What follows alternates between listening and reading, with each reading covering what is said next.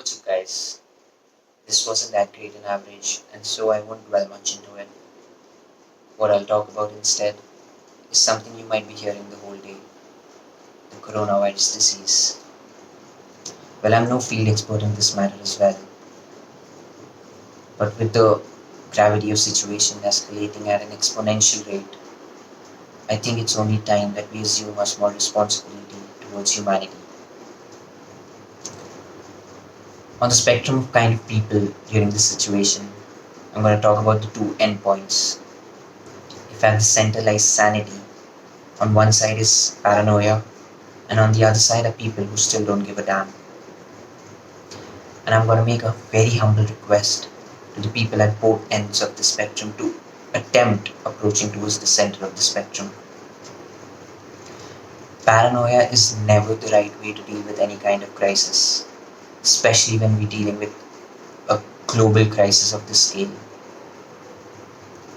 Hoarding stuff is not going to help anybody. Yes, go out there, buy supplies that will last you long enough, but buying 10 years worth of toilet paper for your whole extended family makes no sense at all. What you're doing instead is eating up the resources in the market and making it inaccessible to people who might be in need of it. Well, asking you to not panic is easier in words, especially if you're dealing with anxiety or mental health issues, in which case I am no authority to be saying anything.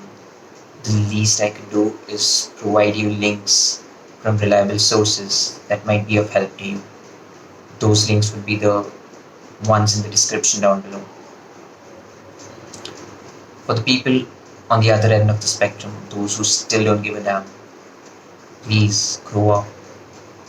This isn't about you. You might have the best immunity in the world, coronavirus might be scared of entering your body, but you still might be carrying it on your clothes and transmitting it to places from where others who are not as strong as you might be catching it. You can avoid going down for your evening jogs for a few days. You can avoid meeting your friends for a few days. The only thing expected of you at this moment is staying indoors unless and until it is an urgent need. Get out of yourself. And if you're too bored and don't have anything to do, then pick up a Rubik's Cube. And in the description down below, I'll provide the best resource to learning how to solve the Rubik's Cube. By the time that this crisis will be over, you'll be addicted to a new thing. The two endpoints of the spectrum are completely opposite, but one thing that is common between the two is selfishness. And when dealing with something of this magnitude, a crisis of this magnitude, what we need to do is get out of ourselves. Do your little part. I wish you the best of health.